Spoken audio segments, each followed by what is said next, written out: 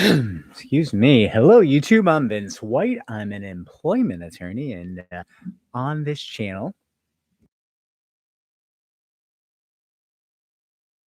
we mute and we cough. No, on this channel, we answer publicly posted questions from YouTube users, getting folks the answers they need from an employment attorney. We got a question here. We're going to dive right in. We got a bunch of questions. Oh, hello, Choose Compassion, the best moderator in all the land. Welcome back. Welcome back.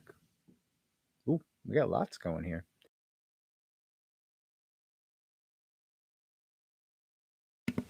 Okay. YouTube user Barney Rebel says, Vince, love the channel. Barney, love your taste. What can I do if a workers' comp adjuster agreed to pay my weekly benefits but hasn't done so in the past 44 days since the agreed upon time? Is this an act of bad faith? Barney Rebel, you call a workers' comp attorney, which I am not. I apologize.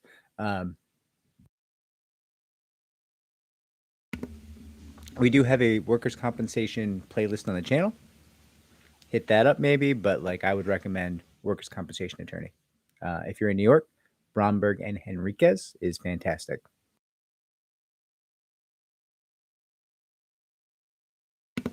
They have helped many, many of my clients. I literally was not coughing at all. I got on live and I started coughing like crazy.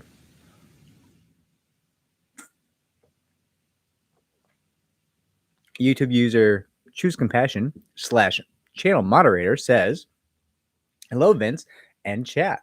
I watched your last video on valuation. Does valuation differ if you're dealing with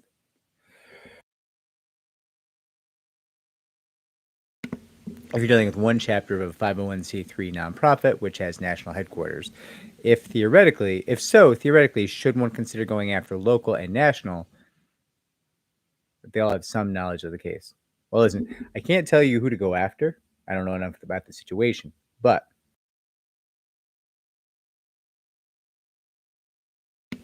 I will tell you that going after a well-funded, keyword well-funded, 501c3 nonprofit is generally a little bit easier. They actually have a higher tendency to carry insurance for these kind of claims, so that helps. Also, it helps because you guys got to get my voice warmed up. I'm sorry about the cough. It helps because a lot of people are reluctant to go after nonprofits because, theoretically, ostensibly, they're helping people. Most of them, they help a little bit and they pocket a lot of money, but some of them really help, right? And that feels bad to sue somebody who's really helping. So them having insurance helps with that feeling, right? You're not taking money from the nonprofit, you're taking money from their insurance policy, their carrier.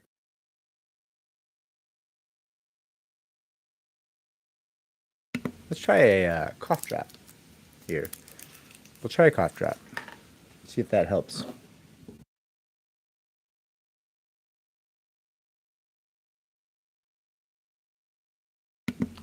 All right.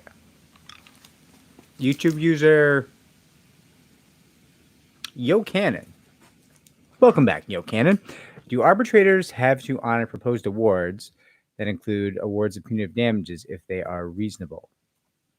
Or do they move at their own discretion? Proposed by who?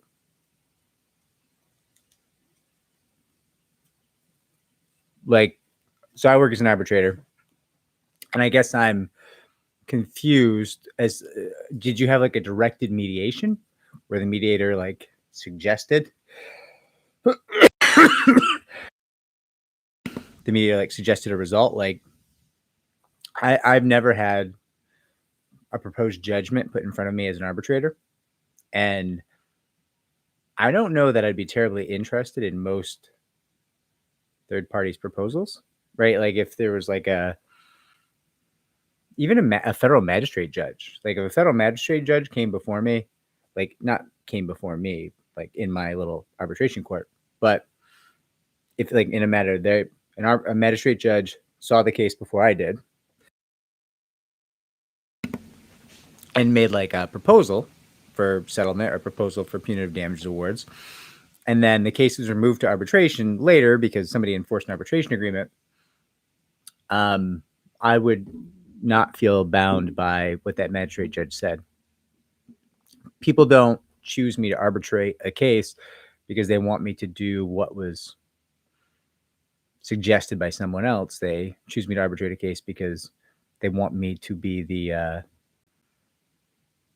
person who decides that case, right? That's why they're paying the big bucks. And when it comes to arbitration fees, I am one of the more expensive in the nation, primarily because when I take an arbitration, it takes me away from doing this. It takes me away from running the firm. It takes me away from working on cases, right? For a week, 2 weeks, 3 weeks. Longest ever was 6 weeks, if I recall.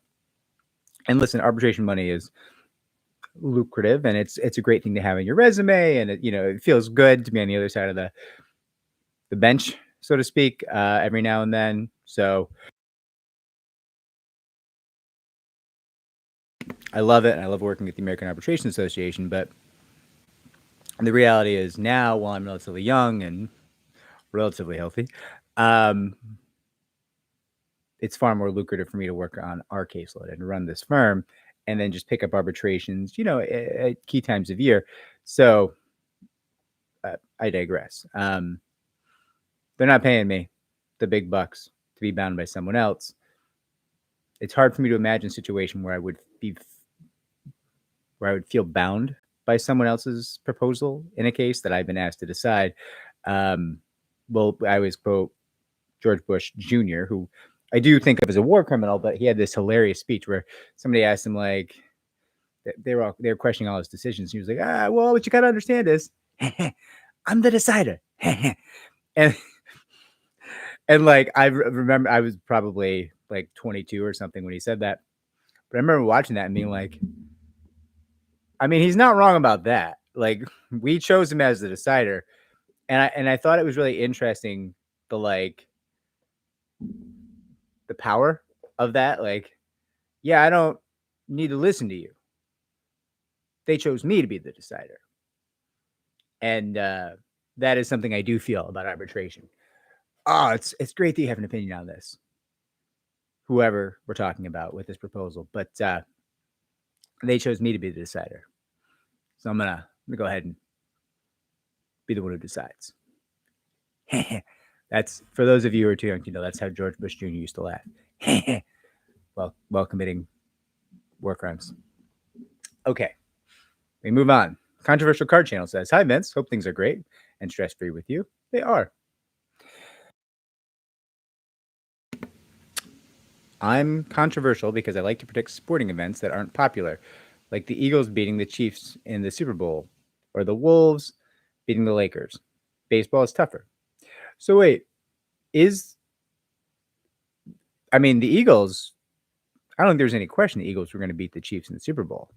The Chiefs were not particularly good this year, and they were largely propped up by some pretty questionable calls, right? I mean, I think like the Bears had a real shot. Like, there's certainly I was surprised the Chiefs made it to the Super Bowl, if I'm being honest. And I'm not, listen, Patrick Mahomes is a great quarterback. The people around him this past year, 2020, the season of 2024, were not great. I mean, Travis Kelce, whatever, kind of a head case and a moron. Like, and he was probably the best receiver on that team. I mean, it was a real Stephon Diggs situation. Like, I'm a Bills fan. Stephon Diggs, talented receiver, no question. Bit of an asshole, bit of a head case, right?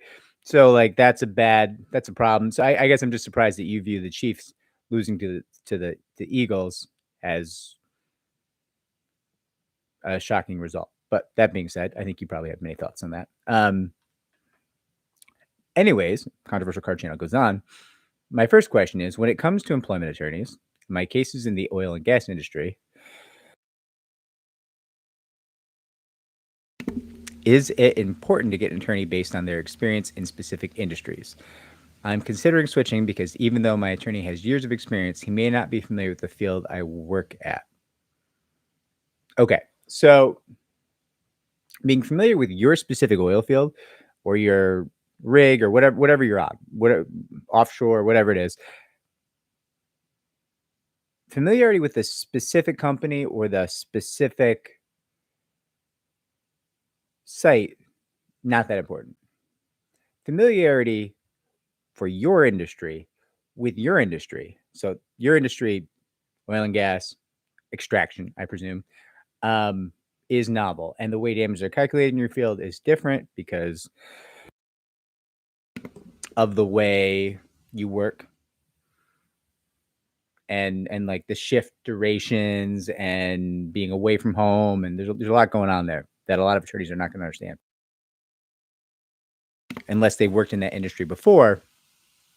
So I would urge you, yes, get an attorney who's had cases dealing with that industry before, right? I mean, and let me be clear, it's not the end of the world if you have somebody who's somewhat new to that industry, but like it would remove some risk to have somebody familiar with that industry. It'd be a little bit easier. There'd be like a bump to the convenience of the case for you. You would find, I think, that things go a little smoother. So familiarity with the industry, good, especially for you because you have a very novel industry. It is not. It is closer to a defense contractor to getting deployed under Blackwater than it is to a postal carrier walking mail around a town, right? Like it's just a very different industry. So I think there's merit to that thought. Familiarity with a specific company or the specific oil field, nah, I don't think so. I don't think it matters. Just my thoughts. Ron says, hello, Vince. Hello, Ron. It's good to see you. Thanks for stopping by. David Almendarez says, Vince, is it typical for opposing counsel to give an answer to a federal lawsuit last minute? It's due on the 13th and they haven't responded. Okay. I think you're going to get a motion to dismiss in lieu of an answer. It's possible. If they're taking the extra time, they might be doing a motion to dismiss before they do an answer. I'm not positive about that. It's just a possibility. Could be your employer's an idiot. Could be they're going to seek an extension. Could be your employer didn't hire, good defense counsel. Could be your employer can't afford good defense counsel. I don't know. But waiting till the last minute is not normal. I would suspect in the circumstances you're describing that you might be getting a motion to dismiss, which you'll have to oppose, but not you, your attorney. Atlanta Brandon says, Mr. V, what problem? It reminds me of True Blood, where they were all like, she's on the V, which was like vampire blood or something, like a drug. I'm Mr. V. I'm your V dealer. No, wait. I just heard how that sounds. No, I recant. Okay. What problems will the defendant with the courts because they not? Okay. What problems will the defendant have with the courts if they do not answer our discovery questions and give up the required information? Well, if you don't make a motion to compel, they're not going to have any problems. Now, if you make a motion to compel, they could have lots of problems. If you make a motion to compel and they still don't comply, assuming your motion to compel is granted, then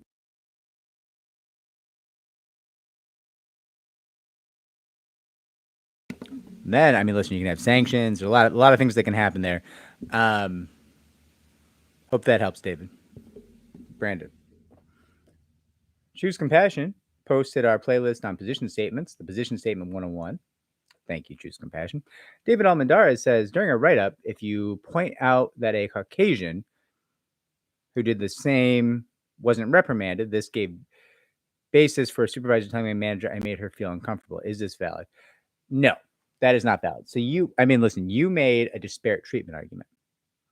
We're going to call the Caucasians because I am one, and I'm allowed to then nickname us. We're going to call the Caucasians Caukies, Caucky,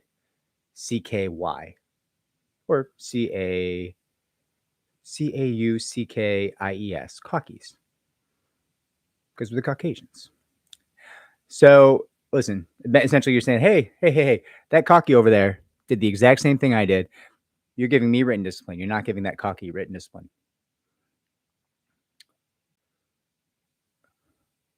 Why does this cocky honky run together? I'm going to get canceled. There's going to be pitchforks. I recant.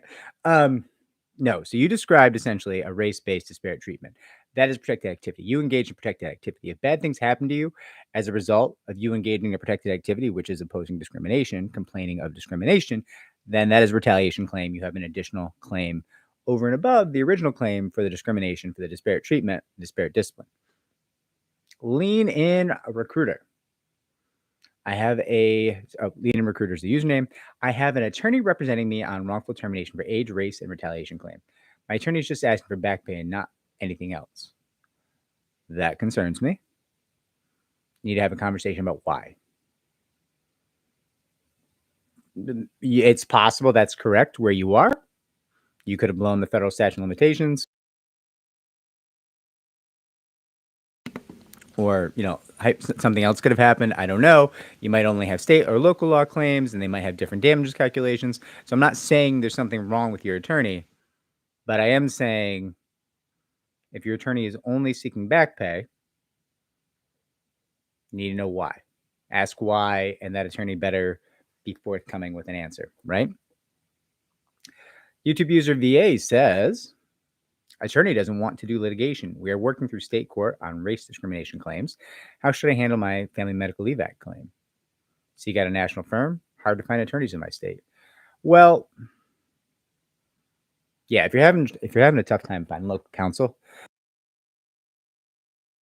there's nothing wrong with going for a local firm. Local firms will be more expensive. A couple of the local firms right now, I hear, just hired. So we just brought in 5 attorneys, 5 new attorneys, proven long-term litigators. We like the way they litigate. We've seen them litigate. We've seen them do trials. We went through the dockets. We made sure that these are the people, right? And the last one of those, well, okay, so I think the second to last one of those starts in the first week of July. And then the very last one doesn't have a start date. I guess the very last one hasn't actually accepted the offer yet, but it seems like it's going really well. So, listen, we're taking the cases. That does not mean that if you already have an offer from us, you should call us back and try to renegotiate our offer. That's not going to happen. But if there's an offer, the offer is what it is. We're not changing the offers. But that being said, I heard Shigarian Associates is taking cases. I don't know what Gloria Allred's doing right now. She just got hit hard by the Wall Street Journal, which you hate to see. You hate to see it. Listen, I don't know the truth of those allegations. And I will say sometimes clients say some pretty horrible things about attorneys who do good work for them. But I also, read that story and I'm like, some of this stuff sounds pretty bad, Gloria, so like, I don't know, is where I'm coming down on that. I certainly, I only have a couple of connections to firsthand knowledge on her caseload. Very, very few. So I don't know what she's doing, but I know Morgan & Morgan is taking cases like crazy right now. Now, I'm not sure how well they're staffed with employment attorneys. I've heard some scary things, and I don't know if I should believe them or not. Somebody was telling me they have less than 8 employment attorneys in the entire firm. That can't be true. I mean, or if it is true, those 8 employment attorneys must be teaching a bunch of PI attorneys how to be employment attorneys, because like, I don't know how they would work the cases they're taking. And I generally think Morgan & Morgan, like I've done business with Morgan & Morgan. I've referred cases to Morgan & Morgan. I don't think they're a bad firm, right? So like they must be doing something right. But I heard from somebody who ought to know some concerning things. And I was just like, well, that's probably not, that can't be true. I don't think that's true. And I suspect it's not. I just don't think I don't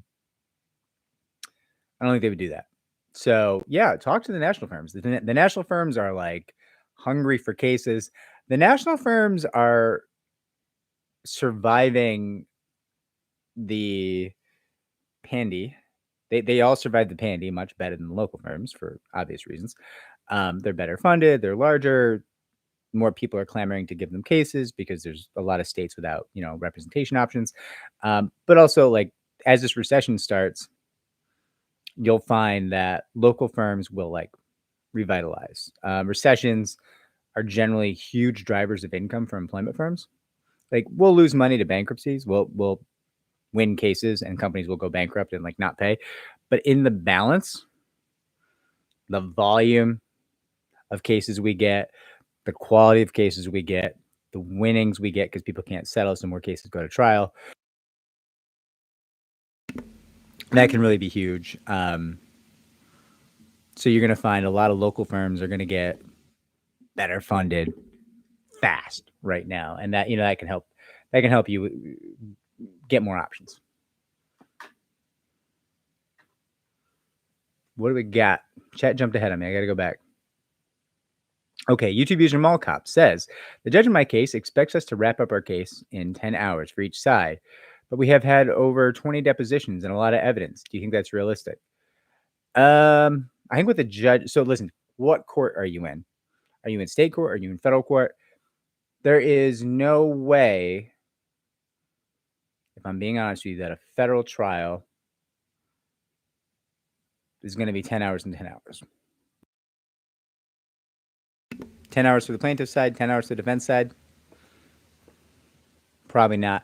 I mean, listen, that judge might be letting you know that a lot of dumb depositions got taken and they're just not relevant. And he's not, a lot of the evidence you're trying to put forward is like not interesting to that judge. That could be what that judge is trying to let you know. It also could just be that you're in a state agency somewhere and they've only allotted you a 2-day hearing. Like New York State Division of Human Rights does that. It's a 2-day hearing. They don't care what you've got. You could have 4 days of recordings of the defendants screaming racial slurs and threatening to kill you. And they'd be like, yeah. 2-day hearing. So like, that could be what's going on, Mall Cop. You have to give me a little more about where you are for me to understand what's going on there. The Incredible Boom Boom says, my employer's defense attorney seems very desperate. She sends double, even triple emails when we ignore her. She offered to send a settlement proposal. We ignored, and she asked to send again. Is this typical behavior? My attorney and I are a little miffed by her persistence. It's weird. I don't want to be overconfident, but it seems they're scared. Just would like your insight. Yeah, listen, sounds like she wants to discuss giving you money. I don't frankly know why you wouldn't listen. You might not take the deal, but it's always better to hear about what they want to give you, right? YouTube user Tony Gomez says, how should mediation for 3 6-figure claims up to 100K each end for me? Don't know. Don't know anything about the claims. Don't know who evaluated them. Who valued them or evaluated them. Either way, I think I mixed up the two.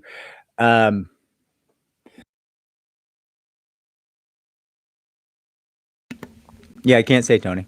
I don't know nearly enough. I'm sorry. Jackie Jack says, how do you get a New York workers' comp attorney when no one will take the case? You're in California? Oh, how do you get a new workers' comp attorney when no one will take the case? You can use our Find an Attorney playlist and use some of the techniques in there on how to pitch pitch cases to attorneys and pitch it to workers' comp attorneys. I guess you would probably want to identify why attorneys are not taking your case. So the next time an attorney turns you down, be like, hey, that's cool. No harm, no foul. But like, I'm having a tough time getting him to take this case. Can you tell me why you're turning it down? And then at least you're going to have some information about like what you can do to maybe work on the pitch or what the problem is with the case, that kind of thing.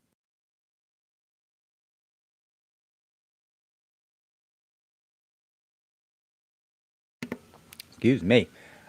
Greatly Gifted says, a fellow union member wanted to prove that he would not get in trouble like me when he refused to do work. I have text messages to prove it. How strong is this evidence? I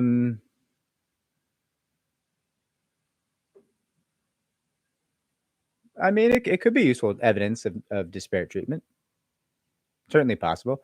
I mean, it sounds a little bit like that union member might have been trying to entrap them into a situation. But it could certainly be useful. Okay, Lean In Recruiter, you're in Colorado. Are you in Colorado State Court? Why would you be in Colorado State Court instead of federal court in Colorado? Did you blow a statute of limitations for the federal EEOC? David Almendarez says, my shift leader and union rep started ignoring me after speaking to my manager about them. They then began ignoring me. I told them that they didn't stop, I would go to HR. My manager reprimanded me with 4 threats.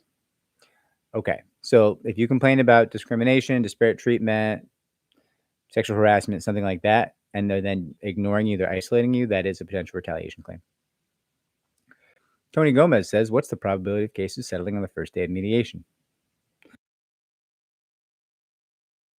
Tony, that depends a little bit on you. If you're asking for an amount that is not an amount that they think you can win at trial, then it's probably close to 0. But if you're like in the ballpark, you know, if you come in with a good solid valuation, you used our damages calculation playlist, or you and your attorney worked out a valuation and it's a correct valuation, then I would say the chance of settling a case at mediation on the first day, well, let's split it up. Is it mandatory mediation? Does everybody have to go? Or is it voluntary? Is everybody choosing to go? If it's voluntary, 60%. If you go unreasonable, 60% chance you settle that case the first day of mediation. In reality, like, that's just, everybody's choosing to be there because they want to get this resolved. They want to get to a mutually disagreeable result. Nobody leaves mediation happy when mediation works. Everybody's like, I should have held out for more, or I shouldn't have paid so much, right? Like, whoever it is. And that's often the sign of a good mediation. When I used to conduct mediations, and it was tough. Like, I started out doing like small claims mediations, and like, man, it'd be like, oh, I paid this guy $3,000 to like mow my lawn for the summer, and he didn't. He only mowed it for 2 months, and like, the level of fighting, you know, is wild. I've seen more cordial mediations over sexual assault than I have small claims mediations over like $1,000. You know, it gets wild. And I'm not mocking anyone, but it's wild how aggressive small claims gets. And then I went up to family court, so I was mediating custody issues. And I would heavily recommend, if anyone offers you a job mediating who gets to see their children when, you either say no or buy body armor with some kind of helmet with a face shield. Like, it's just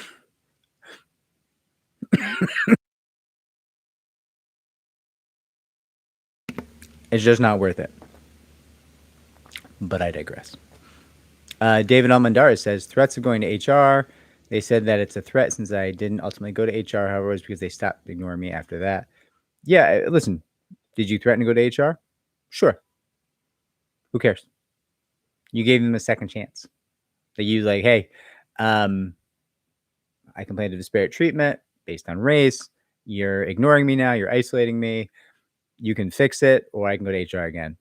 I think you're being gracious. Lakers in 5 says, my right to sue date is coming up soon, but it seems as though my attorneys are trying to wait until the last minute to file in court.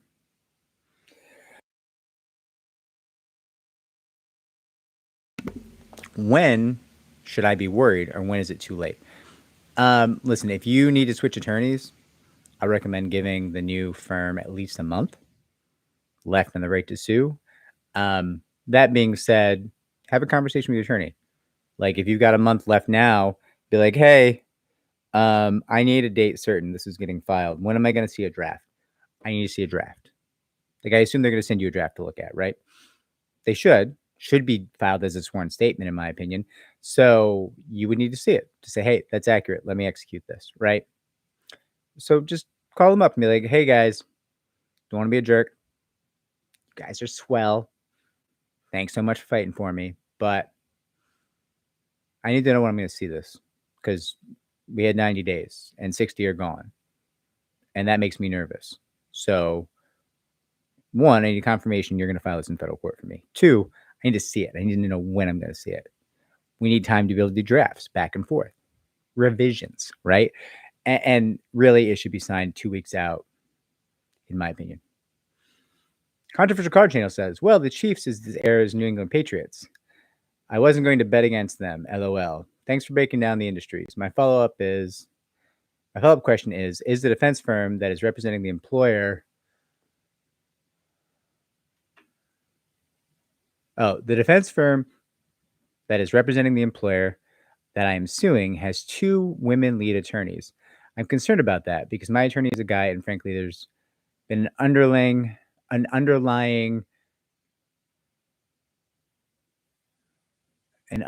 what?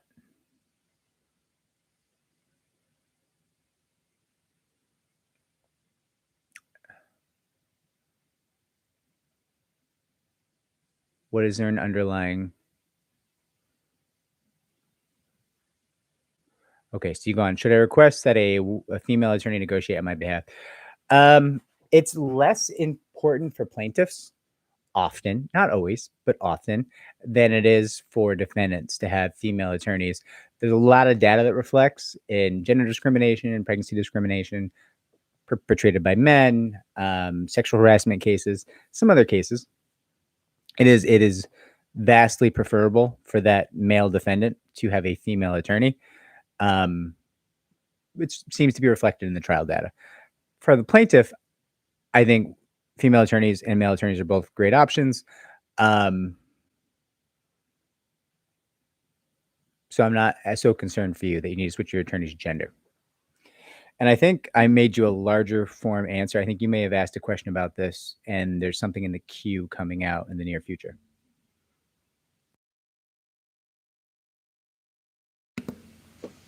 YouTube user Yo Cannons. Oh, let me go back really quick. Choose Compassion says, how in the world can you sue a nonprofit if they don't have insurance? Well, Choose Compassion, they're an entity like any other, and many nonprofits are incredibly well funded. And do I want to take money from a nonprofit? No, but a lot of these nonprofits, take about 90% of the money they raise from charity efforts, and they use it to treat themselves very well. Huge salaries, comfortable digs, like the whole 9 yards. So I wouldn't feel bad about suing those nonprofits. I'll tell you that right now. Like, say, the Red Cross. The Red Cross can get sued every day, every way, for all I care. That they are not making good use of people's money, in my opinion, from what I have learned from my own efforts to sue the Red Cross. So that being said, that's how you sue them. YouTube user Yo Cannon says, does an arbitrator having control over the final decision mean they can refuse to award punitive damages even if they're warranted and there's nothing that can be done? So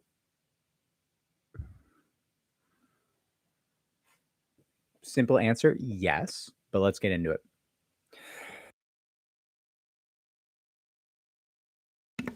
You think punitive damages should be awarded. Maybe you're right. That might be true. So if you can show that, the arbitrator would hopefully award you punitive damages. Now, that being said, in different jurisdictions, there's different standards to overturn arbitrators. Here in New York and in many other parts of the country, the standard to overturn an arbitrator is that my decision as an arbitrator would have to be arbitrary and capricious. We'll simplify that. I would have to make a decision that has nothing to do with the evidence in front of me. Just willy-nilly make a random decision because I feel like it.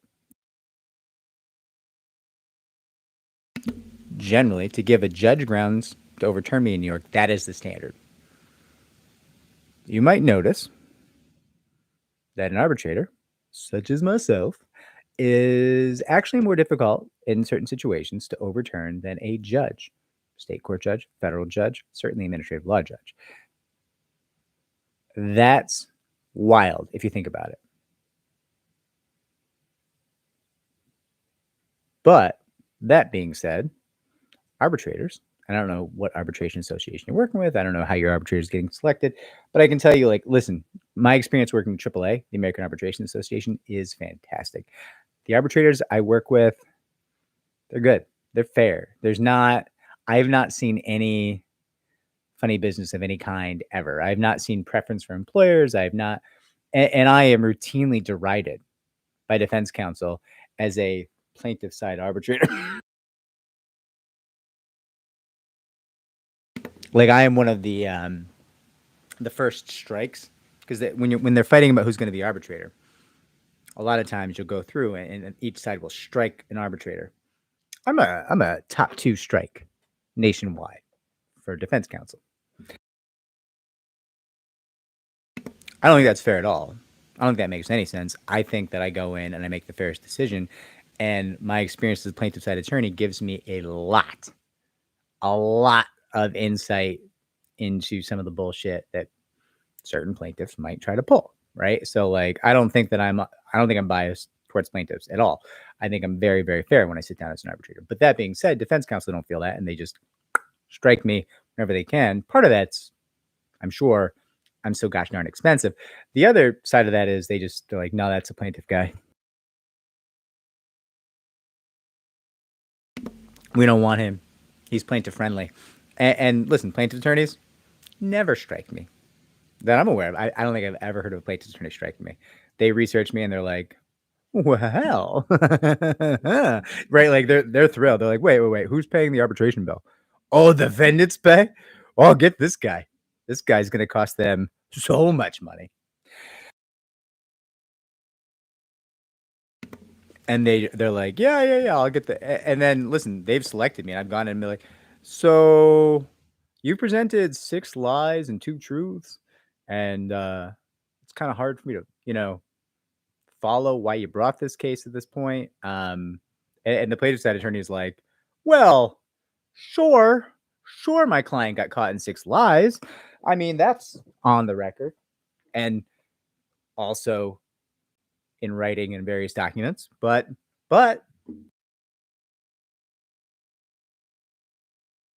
Mr. Arbitrator, Vinci the arbitrator. Vinci is not my nickname.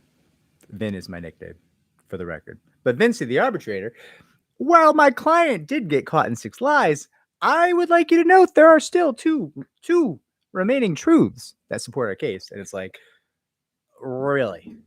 That's the argument you're going with? I mean, I guess it's the best argument. But, like, my friend, do you want a day to like come up with something better? Because this is not good. This is like, you're lucky I'm not a judge. Because if I was, I'd probably sanction you for frivolous cases, So to answer your question, yes, an arbitrator can make whatever decision they like, and the standard to overturn an arbitrator can be very, very difficult, and that is true of punitive damages as it is with any other aspect of the case they are chosen to arbitrate. All right, what's next? YouTube user VA says, should I ask my attorney on my state discrimination retaliation case to help me to find a national firm for my family medical leave act claim? Or is that all on me to do myself? Yeah, I don't think they would help you do that. I mean, that's just free work for them. My federal claim would need to be filed by mid-October.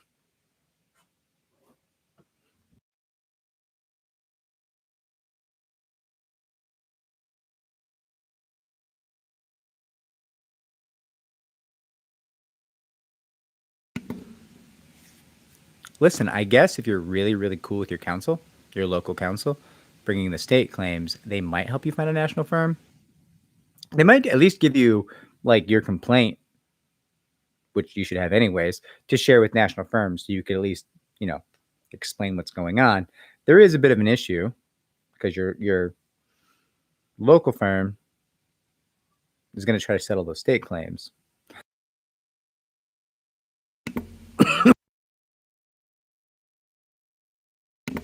And when they settle them, the defendant's going to want a global settlement. And the national firm's going to be like, well, no, you can't do a global settlement because then we can't win you anything. We brought you this case to win you money, and now you're screwing us, right? Like that's a problem. So you got to keep an eye on that. YouTube user Brian Turner says, my file date with the EEOC was almost a year ago and no agreement. Is that normal? Like no tolling agreement? You missed your filing date? Or you mean you filed more than a year ago and you don't have a settlement? What do you mean? Choose Compassion says, please hit the like button. So real quick, we got 42 people watching, 41 concurrent viewers, and yet we have only a very sad 19 likes. And it's worth noting that liking this is free, and it does help people to see our live stream. So it helps us to help more people just like you. So consider.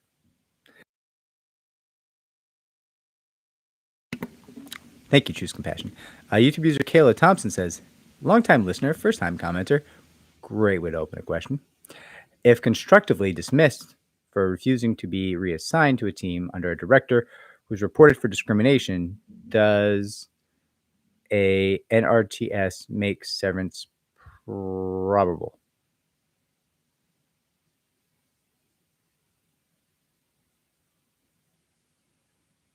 I mean, I guess if they were smart, they would cut you a severance to avoid getting sued. But I mean, it sounds like you're not getting fired; you're resigning, and it sounds like, from the way you're saying it, you didn't report discrimination, so you didn't engage in protected activity. There's no potential retaliation claim. Well, I guess maybe you did because you refused to go work for the guy. I'm assuming it's a guy. Who knows?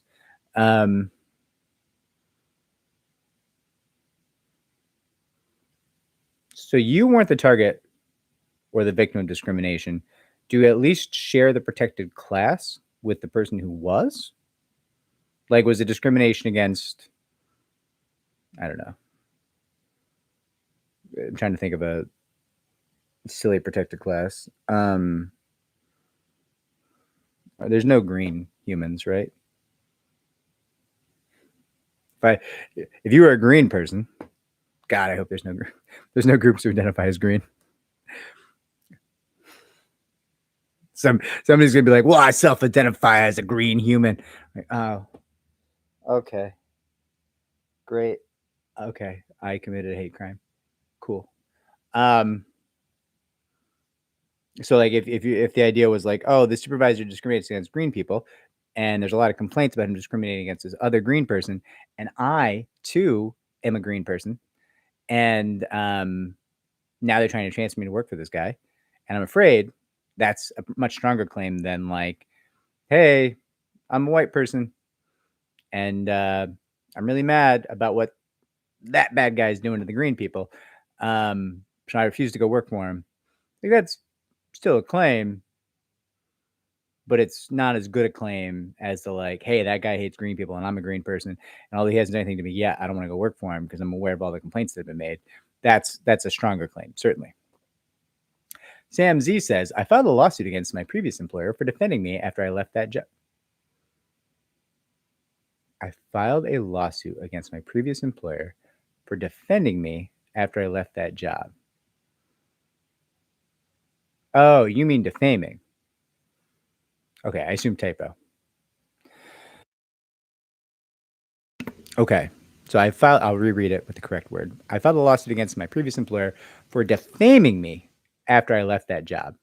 I have plenty of evidence that he recommended people not to hire me. Would you go to trial or settle?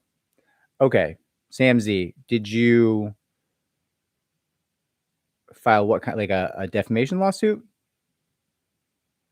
Those are generally not very valuable in most jurisdictions, although yours could be different, certainly. We're just talking statistically. Do you have an attorney for your lawsuit? Was there any discrimination going on? Like, why was he defaming you? What's the reason? Did you engage in protected activity? Is it retaliation for your protected activity? Is it discrimination? Is it, what's going on? A lot of the time,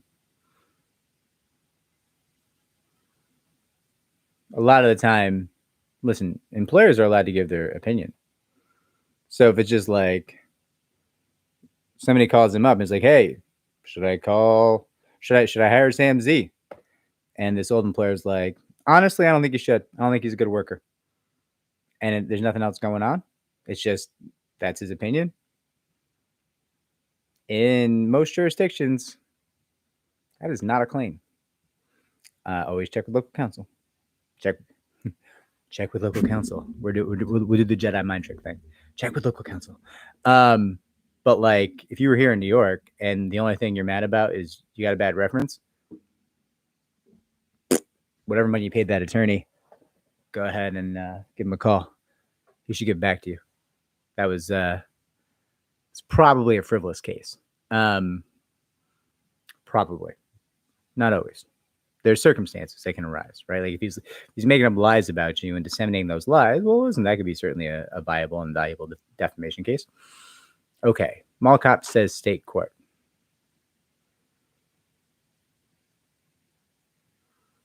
Greatly gifted. Could you scroll to find my question, please? LOL. I appreciate it. Greatly gifted. I thought I answered your question. Do you have more questions? I mean, post again. To be frank with you, I'm not scrolling back because, like, I'm doing my best here, right? But that being said, if you have more questions, post again. I'll try to get it. And we're pretty careful about answering your questions. Sam Z says, do you think my attorney should leverage a third party? I hired to call that employer to document the bad thing he said about me after I left that job. I have 3 different reports. Check my reference. Yeah, I mean, that's certainly part of your evidence. The Incredible Boom Boom says, we ignore because we sent her direct evidence of criminal misconduct and she blew it off, but keeps asking us to talk. I'm annoyed, so rather see the EEOC, NLRB, WHD charges through now. Yeah, I mean, what you got to watch out for is the National Labor Relations Board can force settle your case. So, keep an eye on that because it's never a good feeling. Yeah, I mean, listen, you don't have to settle. Even if you're not going to settle, if she wants to give you a dollar figure, it's better to get that dollar figure. You're sitting here asking me if she's afraid, right? I mean, I think that was your earlier question. Is she afraid of your claim? Well, if your attorney did what she or he is paid to do, which is pick up the phone and talk to opposing counsel, then opposing counsel would probably have a number for you. And that number would be somewhere between 0 and what you're looking for. And you might very well not take it. But if that number is super high, you're going to walk away from hearing that number and you're going to say, oh, yeah, they're scared. And that's valuable information. So listen, I get you're annoyed. But like, that high horse you're on is kind of expensive. Like, get off it and do some scouting. Right? Like, you can be as mad as you want. It doesn't change the fact that you want the information. And frankly, if you are mad, if you get the information that they are running scared, that's going to feel great. I'm not saying you have to take the money, but like, let them extend the offer. Why are you shooting yourself in the foot? I just don't think it makes any sense. That's just my perspective. I don't know the whole situation. I only know what you told me, and that's my perspective.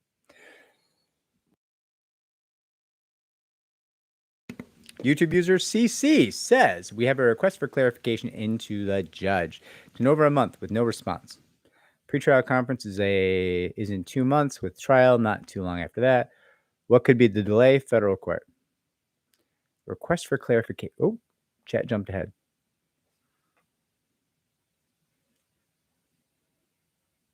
Yeah, I mean, listen, that judge, it's going to depend on what you're asking for clarification on. But that judge could wait to pretrial conference to just have a conversation with you on the record and give you their thoughts. I mean, that's entirely possible. Federal judges are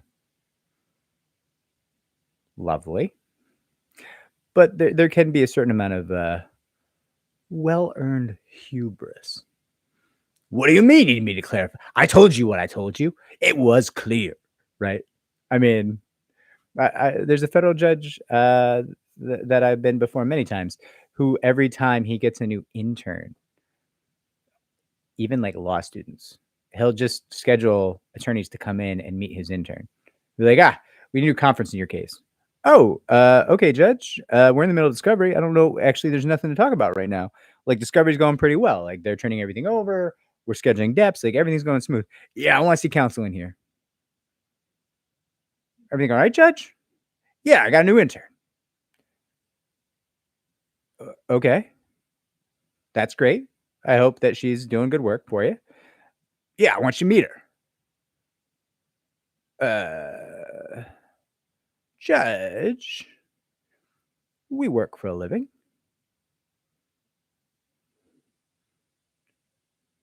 What? What are you doing? Why do we have to meet your intern? I want you to meet my intern. Okay. Well, I got a junior associate. I'll send her in. She hasn't had an appearance yet. Great way for her to meet a judge. We'll send her in. Nah, I want partners. What? You want partners plural? Yeah, every partner on the case. You want, okay, we'll put aside our firm for a second. You want defendant's counsel billing partners at $1,600 an hour to send. Well, looking at the docket, they've got 4 partners on this case, Judge. One of them is trial counsel.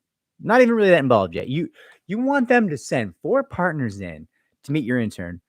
Yeah.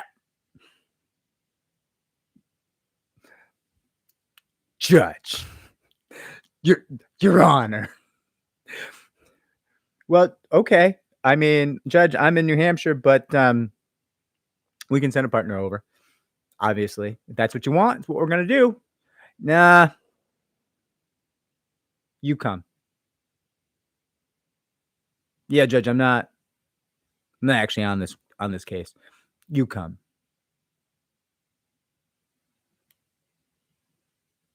Judge, I'm 5 hours away. You come. Yes, Your Honor. Like, you could just be dealing with that judge flat out saying, like, it's clear. I don't need to answer you. Just think about it. Greatly Gifted says, are my questions not showing up? They are greatly gifted. I think I answered your question. You can ask more questions. The Incredible Boom Boom says, we listened to their offer after the second time. It was nonsense, which I figured, but she gave us their entire defensive playbook. That was one of our hopes in ignoring them. Yeah, I mean, listen, if she wants to go up with the offer, you can hear her out. Just tell her, like, hey, that offer last time was nonsense. If you got a real offer, we're happy to talk. That's my recommendation. Jackie Jack says, thank you. You're welcome, Jackie Jacks. Fat fish can't swim. They definitely can. You're lying. Fat fish can swim great. I know. I've seen it happen. I've seen the fattest koi fish. Oh my God. Like little swimming sausages. They swim just fine. Fat fish can't swim. How much stronger do retaliation and FEHA claims, FEHA claims, become if the employer does not respond to your request for personnel files. I'm in California. Well, let us search your acronym.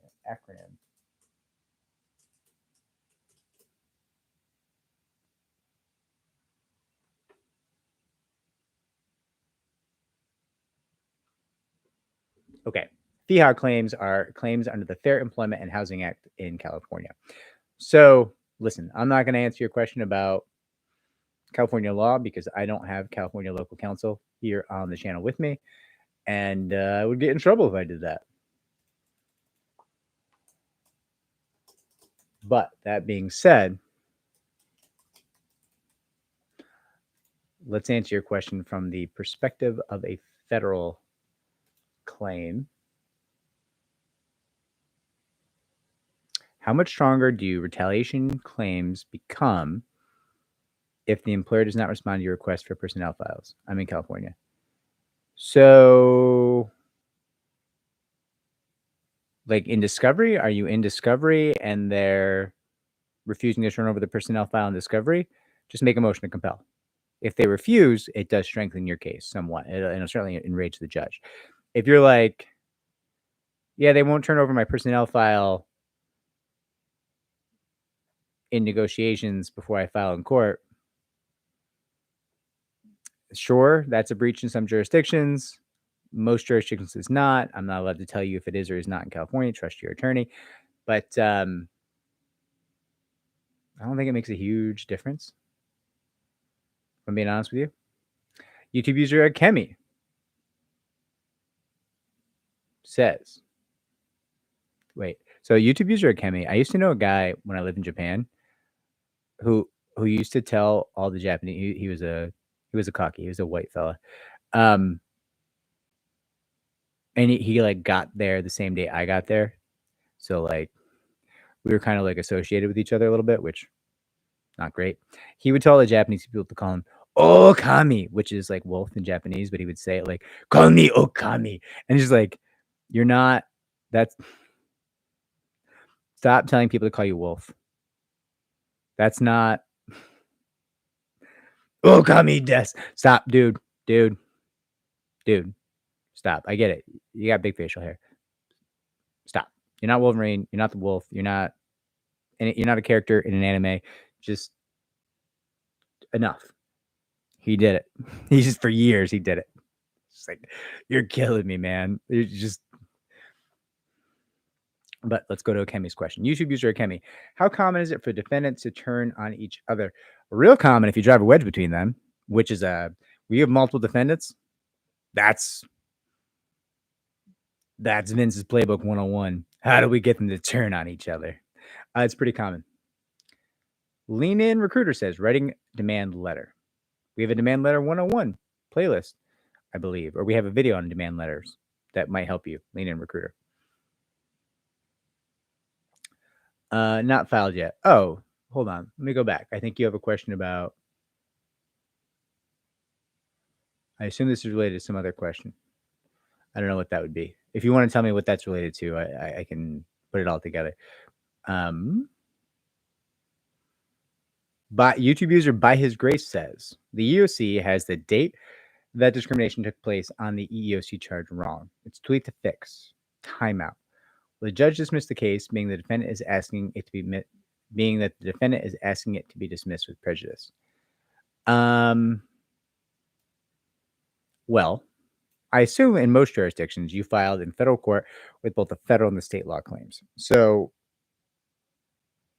really quick, before we even get into this issue, remember your worst case scenario, assuming you have viable state law claims, is to pursue the state law claims in state court. Now, that being said, did the EEOC get your date that the discrimination took place wrong in a way that makes it untimely? Or is it actually untimely and the EEOC got it wrong in a way that makes it timely within the statute of limitations? So when I say untimely, I mean outside the statute of limitations, which for the EEOC, depending on the state you're in, believe it or not, is either 300 days or 180 days. I know. Check what your state's statute of limitation for the EEOC is. Is that bonkers? It is. Yes. Is it meant to hurt people, like claimants, plaintiffs? Yes, it is. But that being said, it's reality. So I guess what I need to know is like, is this messing you up in terms of being within the statute of limitations? Because if it's not, like if the EEOC date is inaccurate but still within the statute of limitations, and the real date is also within the statute of limitations, then I would expect you to be relatively fine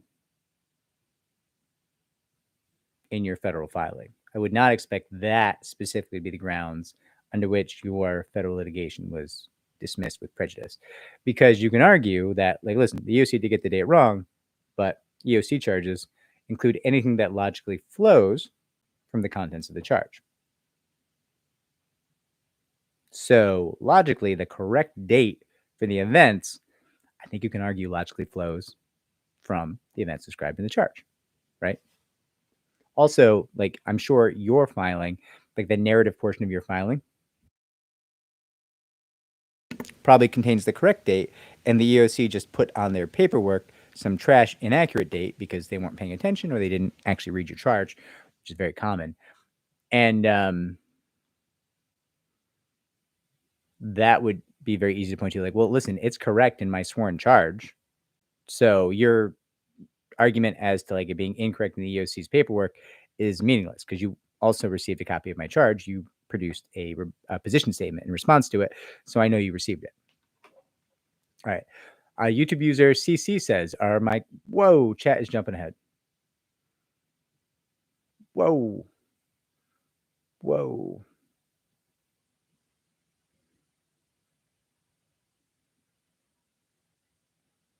Oh my God. We got a lot of people going today. Got a lot of questions. These are great questions today. You guys ask great questions.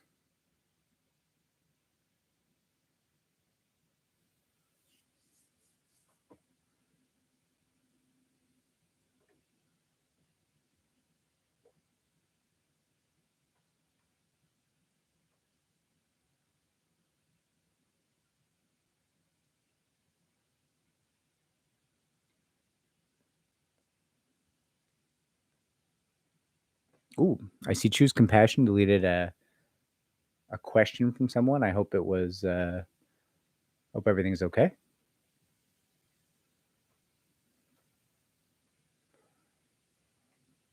Okay. YouTube user CC says, are both my questions in the lineup? CC, I think I answered at least one question for you. Any question I saw, I answered. YouTube user Bambino Dadon says, hey, Vince, if I have direct evidence from the employer that shows what I was fired for was in line with the company policy. If I have direct evidence from the employer that shows what I was fired for was in line with the company policy, can I go into mediation asking for millions? I don't think I understand what you mean.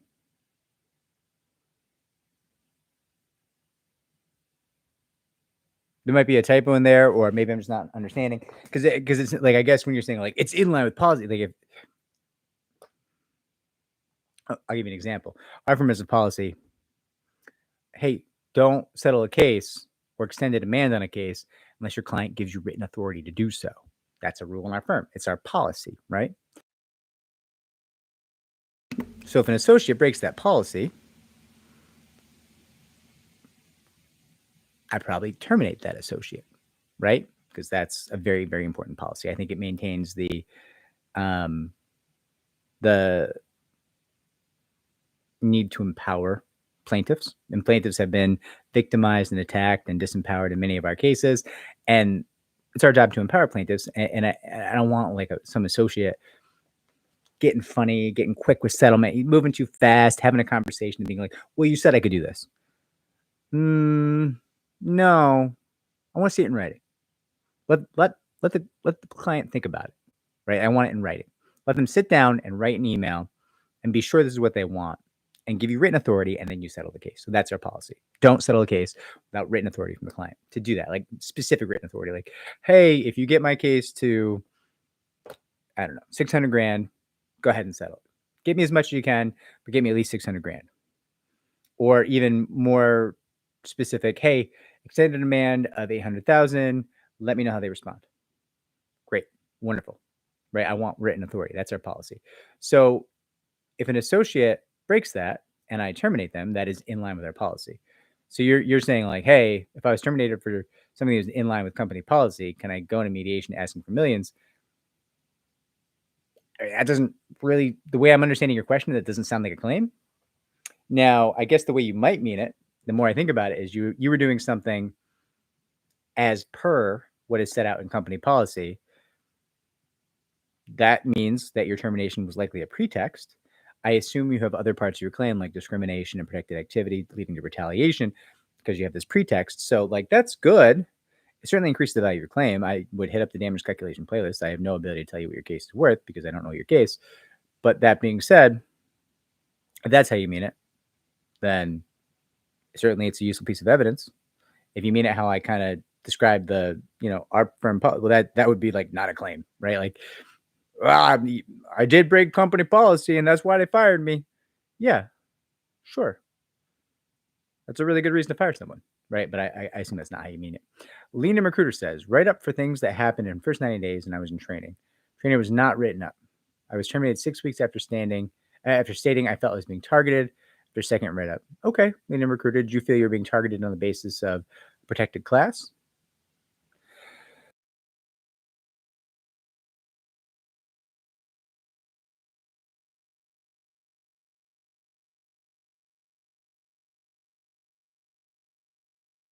Okay.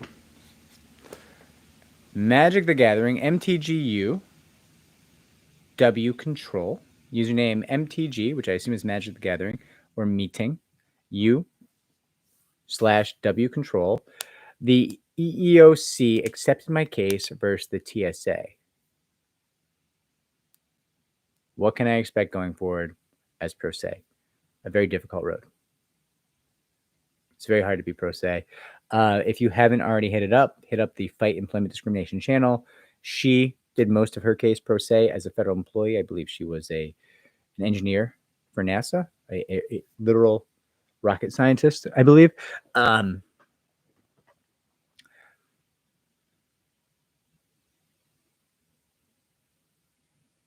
Yeah, so I would hit up that channel for help. And that's not me being like, you're pro se, get out of here.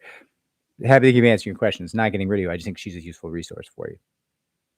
Choose Compassion says, CC's question was as follows. Oh, thank you. Thank you, Choose Compassion.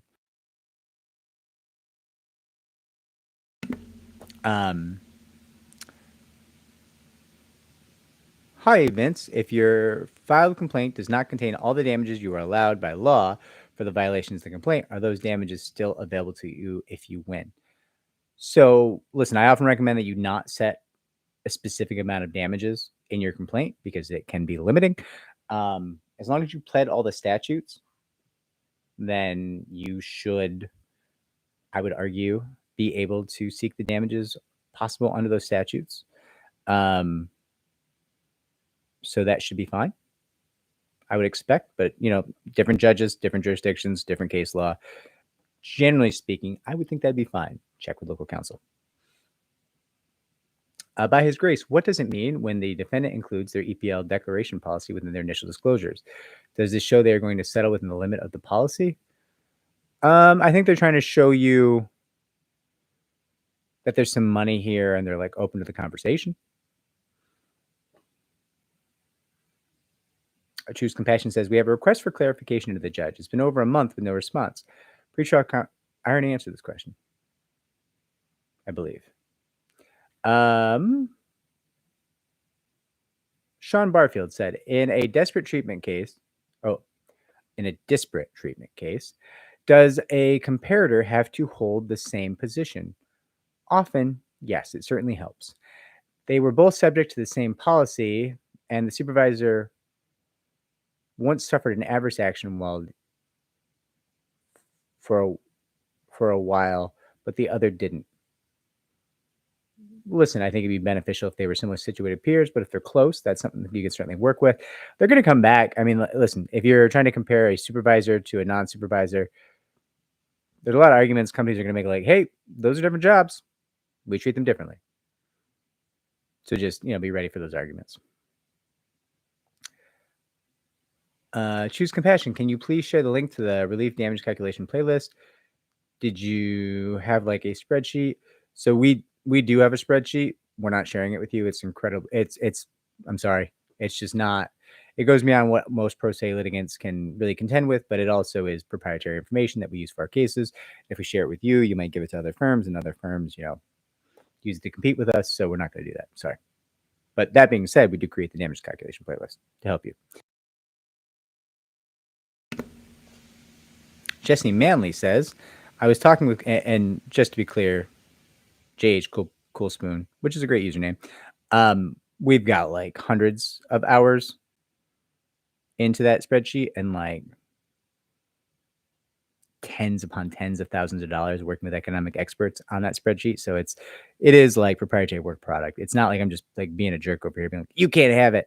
It's more like, yeah, so I spent a lot of time and money on this, and a lot of other people spent time and money on this, and we're not going to just give it away to other firms. And I know you're not another firm, but like once we give it to you, we'll never give it back. You have control of it, right? Exec Monster X says, a former employer issued me a falsified W-2 called the tax authority. The withholdings from medical and retirement as reflected on the W-2 were not provided as reported. Is it ideal to report this to the IRS? Yes, the IRS and your state taxation authority both. Greatly Gifted says, during my interview that led to my termination, I was brought in and asked a bunch of questions about my supervisor, claiming I threatened him. They claim I was guilty because I didn't recall some of their questions. I also stated that I had a good memory and they were using that against me. Yeah, it sounds like it's a pretextual firing. I mean, that doesn't really make any sense. If you denied it, that would have been stronger, but I get where you're going with this. MTGU/W Control says the TSA terminated my employment and violated the ADA. Sorry to hear that. The EEOC accepted my case, and they even admitted to it via termination letter in formal response, unfit for duty because of my depression symptoms. Any advice proceeding pro se? Don't. Do not proceed pro se. I'm sorry. That is the advice. Proceeding pro se, we have people on the channel who do it. They do it well. It's incredibly rare. 99 out of 100 people going forward pro se are like low-key throwing away the value of their case. And I'm going to be honest, if you and I were family and you're like, hey, I'm thinking about going pro se, I would like fight you and then pay for your attorney. That's how strongly I feel about going forward pro se. I'm not trying to get you to hire me. I just think it's a bad idea.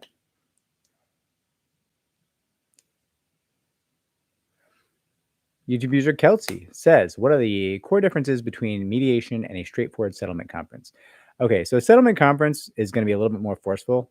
The judge is going to judge or the court attorney, whoever you're in front of, is going to be poking holes in people's cases and be a lot more forceful. A mediator, depending upon the mediation style, will often be much less directed and much more focused on making everyone feel heard and getting to yes. And, well, okay, I hear you. You want 30 million, but the more I look at this case, I don't really see a way you win more than $1 million. And even that's kind of unlikely.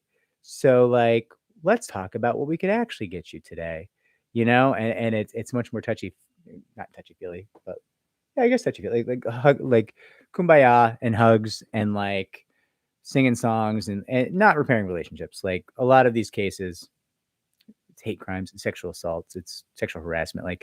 You're never going to be friends with these people who did these things, right? These are not the kind of people you want to be associated with. You just want your money and you want to be done with them most of the time. But the mediators are like, well, let's try to get you closure, and a lot of times my clients are like, yo, what's wrong with this guy? What's he talking about? Closure. I'm like, oh yeah. He thinks you're like an academic who thinks about the world the way he thinks about the world. And he doesn't understand that you're like, hey, I got kids. If I get this money, my kids can go to a better school. These assholes did bad things to me. My kids were in the good school. They fired me because of my skin tone or my race, my national origin, or just like I was a pretty lady and they wanted to sleep with me and I wouldn't do that. So they fired me, right? Like I hate them. And my kids are no longer in the good school because I don't have that job that I used to pay for the good school anymore. I'm like, I understand that. You want your kids back in the good school, write the F now. And this mediator's like, but let's get you closure. And like in that message, there's valuable things. Like the mediator's like, well, listen, nobody in this room thinks you're going to win $30 million. Defense counsel doesn't think that. I don't think that. I don't think your attorney thinks that. I'm not going to admit that in front of the other side, but my client wants to pull me aside and be like, hey, do you think I'm going to win $30 million? Like, I told you 30 times you're not going to win $30 million. Like, you're asking for money you can't win. This is not a $30 million case. This is barely a $1 million case. Like, realistically, you might have a $600,000 case, right? And they're just like, well, why didn't you tell me? It's in writing. I told you 30 times. Stop wasting everyone's time. Read. But, it's just like people catch the greedies and do dumb shit and don't listen to their attorneys. And like that happens. And sometimes the mediator just can be like, well, listen, that's never going to happen. And like just having a third party say it can have value for people sometimes. So that's really the difference. A mediator is going to be like, well, what can I do? How can I help? And a judge leading a settlement conference or a court attorney leading a settlement conference or a magistrate leading a settlement conference is going to be like, hey, dumbass, 30 mil? It's never going to happen. Stop trying to fetch a thing. It's never going to happen. Like, stop trying to make 30 mil a thing. It's never going to happen. There's no way. It's a no. No. And that's a very different experience. And that can be really hard. That can be hard. It can be hard to hear. It can also be hard to for certain clients to keep their cool when a judge is like, "Don't be stupid, stupid," and they're like, "Wah!" He's like, "Okay, well, you leapt up at the court conference, so that valuation of $600,000, let's call that $300,000 now, because they know you can't keep your cool, and they're going to mess with you in your deposition and at trial." Great, so like that's the thing that happens too. What do we got? Brian Turner says, yes, I offered settlement and nothing but still under investigations filing with the EEOC since October. Yeah, I mean, Brian, they might be waiting to see if you file in federal court. Kayla Thompson says yes, and the ADA. I don't know, Kayla, what we were talking about before, so I don't know the context for that. I'm sorry.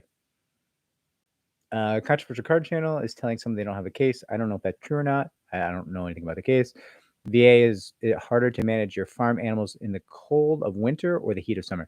So without a doubt, the summer is a little bit more challenging. Not yet, obviously, but high heat is much more challenging. The biggest thing in the winter, I mean, listen, there's no like extreme weather. There's just inadequate preparation, right? If you're dressed for the cold, we have plenty of negative 15 days in New Hampshire. Plenty. Like probably 14 to 21 negative days in the negative. And if you're getting negative wind chill, a month. Easy. That being said, okay, dress for it. Oh, your face is getting frostburn? Okay. Frostbite, I should say. That's fine. Wear a balaclava. Like, throw on some ski goggles. What are we doing? Like, we live here. We know how to dress for this, right? Oh, the snow's high. Good. You have high boots. Or just take a sled over the snow with something heavy and then walk on the crusty snow that you flattened out, right? Like, it's not that bad. I will say, like, the advent of solar water heaters is huge. Because, like, it used to be that water would freeze all the time. and you have to go out and like break a rim of ice because your animals can get their water, or like bring fresh water, new water sources, and then you swap water bowls, whatever it is, because it's like a block of ice. You're not going to melt that, right? You can't even break that up. So you got to go take it like indoors somewhere so it'll melt. But with the solar water heaters, when they're not getting covered in snow, or when the animals are not like flipping their water bowl to cover the water heater solar panel or whatever, they're amazing, right? It saves tremendous amount of work. In the summer, the volume of water is much higher that's required, and it can be, because we're on a mountain, it can be difficult to run lines of water uphill sometimes, for certain animals who require like higher volumes of water. And it can be a real pain in the ass to go in the high grass, because we have tick problems. So like the ticks in the like lower part of the farm are pretty much mitigated. We bring in ladybugs to hunt the tick babies at a very key time of the year, and release like 20,000 ladybugs in the property a year. And like, I know there's some ecology issues there, and like it's better than pesticides. People want to come and like spray ticicide, and it's like, well, then our crops aren't better than organic anymore. That's the whole point of being on a mountain, so that nobody uphill from us is spraying pesticides and having it like leach down in our water supply, right? So we use the ladybugs, and then we use chickens, free range foraging, and there's like no ticks on the bottom part of the property. But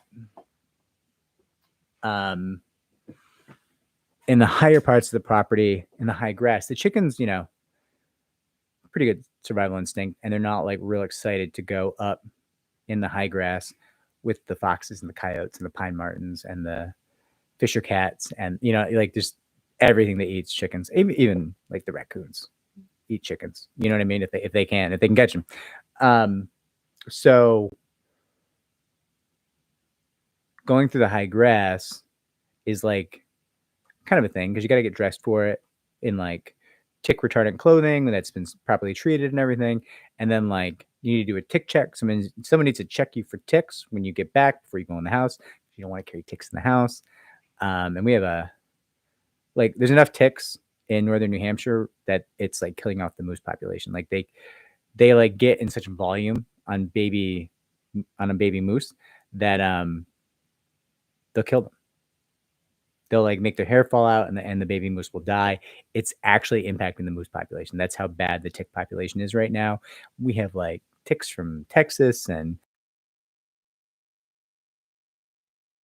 a lot of Lyme disease, and it's a real issue. So you got to be really safe, and that's a summer only problem. Spring, summer, fall, but like our overnight frosts begin pretty early in September, and they go into like early June. So like frosts really keep the tick population a little bit lower, and then full summer it explodes. Okay, I know that's not really what y'all came for, but I enjoyed answering that question. Rock the Grouch says, "Good afternoon, all." Good afternoon, Rock the Grouch. Fat Fish Can't Swim says, "By the same supervisor you reported." Okay, guys, you got to ask your questions in like one thing, because like I have no idea. That fish can't swim. I have no idea what the first part of your question was. I'm so sorry. Like I don't know. J.H. Klusmoon says, "Can you provide more context on the blacklisting? How to find someone to track it down on your own?"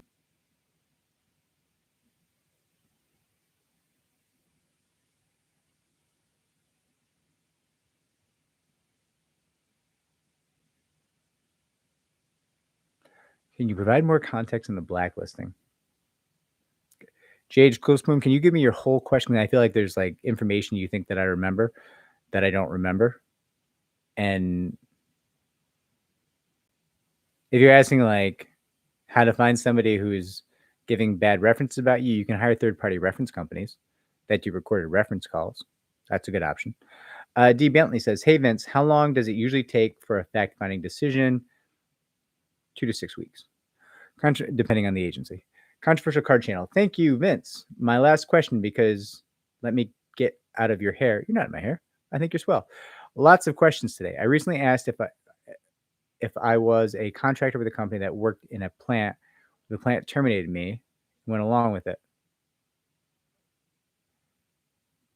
I'm looking to settle with my direct employer, but if I'm not entitled to back and front pay from the plant, is it better, more profitable I take the case against the plant?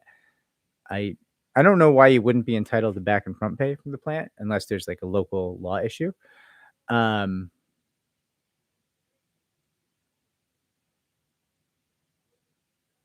Yeah, this is a real fact-specific, fact-driven determination. You're gonna have to talk with your attorney about this. I'm sorry. This probably goes beyond a tactical decision that I can advise you upon in a live chat, not knowing anything about your case. I'm sorry. YouTube user Boa says, I was fired while on PFML. I assume that is New York paid family leave. Correct me if I'm wrong. After having to take medical leave due to racism faced, which I reported in an adverse action after asking for a raise and questioning a bonus amount, I got an EEOC charge 1 of 2 and want to go to mediation without an attorney. Do you recommend? I always recommend you have an attorney for mediation if you can. That being said, going to mediation unrepresented is the least bad decision you can possibly do. It's the least bad decision in terms of being unrepresented. Like, there's definitely people who can go to mediation and get a decent result. I think they would probably do better with most attorneys. There's some really bad attorneys out there, but like if you go to mediation, you get a decent result and you don't have to pay an attorney somewhere from 25 and 40% in that case. That can really work out. So like, the mediator's there to keep things on the rails. Mediation unrepresented is not horrifically terrible as a decision goes, is my professional opinion. Akemi says, Vince, how is loss of pension calculated?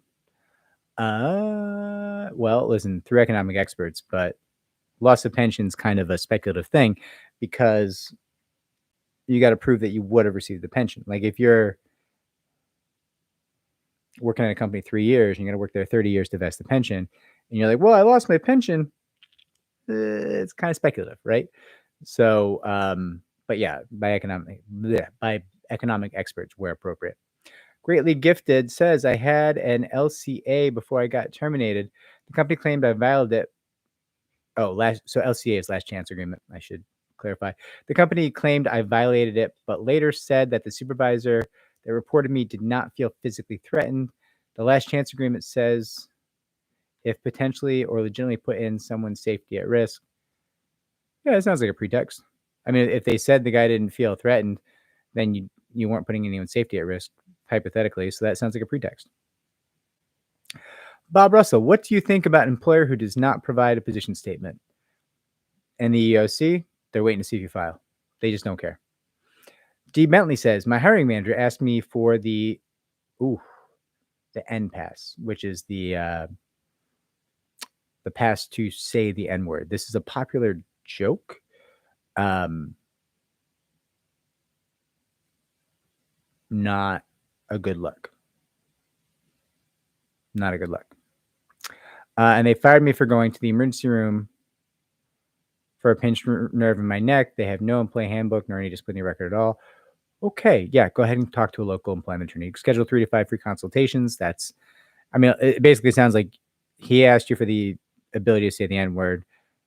I presume you declined, and then you might have complained, and then they fired you for needing to go to the emergency room. That is certainly in my eyes a claim. Greatly Gifted said, my attorney wanted me to type out my own rebuttal. Does that mean she doesn't believe me? Well, did she want you to type out your own rebuttal, or did she want your thoughts about the position statement and she was going to do your rebuttal? So there's a lot of clients. Listen, we even have this. People be like, oh, I got to do my own rebuttal. You won't even do my rebuttal. It's like, hey, slow down. We asked you to read the position statement because you lived these events. and give us your thoughts. You're not writing the rebuttal. And I don't greatly gifted. I don't know if this is what happened to you. This is what happens with our once in a while with our clients. We're asking for you to give us your thoughts because you know what happened. You were there. We'll write the rebuttal. We don't want you to write the rebuttal. The whole point is we want to safeguard the case and add value and reduce risk. We want to write the rebuttal because this is what we do for a living and we're good at it. And that's how we make money, by winning this case for you, right? Helping you makes us money. But people just be like, oh, I can't believe I got to read the position statement. What did I even hire you for? Hey, you know how you're the only person who lived all of these events? You're the only one, at least on our side, who was present for everything bad that happened. You're the one. Wasn't me. Your associate wasn't there. Your trial partner wasn't there. The economic expert wasn't there. The publicist wasn't there. Your therapist wasn't there. Who was there? You were there. Read the position statement. And just for the love of God, jot your thoughts down. And stop being so goddamn ridiculous. You're not writing the rebuttal. I'm asking you for 30 minutes. Can you not? We just turned down an offer of $300,000. We said, no, it's not enough. Give me 30 minutes. You don't think it's good use of time? It's the best, most profitable 30 minutes of your life. You just turned down a $300,000 offer because we think we can get you more. Stop it. Stop. Just read the thing. Jot a couple thoughts down and stop saying you're writing your own rebuttal. You're not. You're not. Like, it's just not even within the realm of reality. Like, it's just not. So, listen, I don't know what's going on with you. I assume you're not being that way. If she's literally like, yeah, I'm not going to do a rebuttal for you, ask her why. Just ask her. Like, hey, why aren't you doing the rebuttal?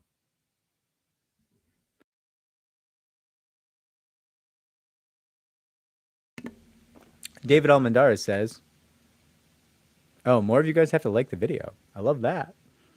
Thank you, David Almendarez. We have 53 concurrent viewers and 44 likes. We're almost at that super sweet parity on likes to viewers. YouTube user Aristotle Rush. Do you have to have permission from the defendant to question, depose a witness who is currently employed by that defendant? No, if you're in depositions, you can ask for whoever you want. They can fight you, but you can try to enforce it with a judge. YouTube user Kelsey says, is it breaching a confidentiality agreement if I tell someone my case settled, but not giving any specifics? So, Kelsey, whatever it says in your settlement agreement are the terms which you're bound to. I can't advise you about an agreement I have not read. I will say this. Generally, most settlement agreements allow you to say, I can't speak about that, but the matter has been resolved. That being said, you need to check with your attorney and your settlement agreement and local law and make sure you can say that. Klunkvet apiary. Wow. Are you a beekeeper? Any experience fighting a railroad union? Sadly, yes. Multiple. YouTube user Charms. My supervisor keeps mispronouncing my name even after corrections. She said it reminded her of something sleazy and added she hopes I don't think it's a Kamala situation. Could this be considered a hostile work environment? Yeah, if she is targeting your name because it is has racial ties or something like that, and she's giving, yeah, I think you're probably within the realm of a hostile work environment. Rebecca C says, I sent a demand letter to my company and I am still employed. I am a hairstylist. If they find out that I'm working at another place doing the same thing on my day off, can they fire me and can I still sue? Well, do they have a policy that you can't work at other places? If there's a standing policy you can't work at other places and you're secretly working at other places, it's going to be a pretty good reason for them to fire you. It's going to be a pretty handy out for them. Cedric Holding says, what kind of proof should I send to an attorney? Hit up our Find Attorney playlist where it gets into like how to pitch attorneys. I sent emails and a few more documents. What would make me stand out more to get an attorney to represent me? Okay, so this is going to be a little bit of work, but I think it's going to be worth your time. Figure out what you have to prove. Whatever happened to you, figure out what the elements of that claim are. and then look at your evidence and say, hey, what's my best piece of evidence in terms of proving each element that I have to prove to win this claim? And then provide them the best piece of evidence for each element. If one feels kind of weak with just one piece of evidence, provide two, provide three. But like, you get the idea, right? Like you're basically showing, hey, this is winnable. This is winnable. And like, there's a nice bow in this package. Like, this is in order. We can transfer this case to you, Miss Attorney, and like, you're going to hit the ground running. It's good. Complete says, what's the most egregious retaliation or cover-up case you have handled where the defendants denied clear documented facts during oral discovery? Listen, we had a Harvey Weinstein case where that got real dark real fast. Been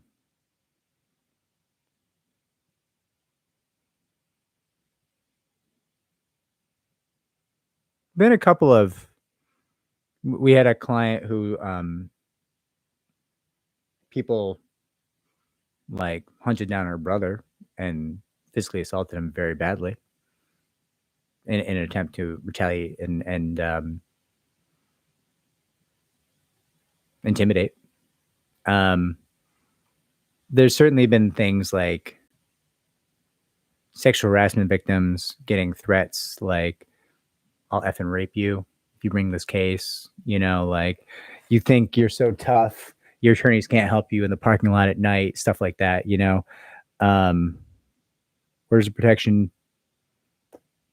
Don't stop anyone from getting killed, stuff like that. You get crazy stuff. Yeah.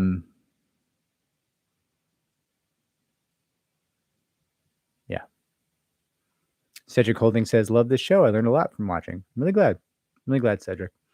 I hope it's helpful because it can feel ridiculous to make this.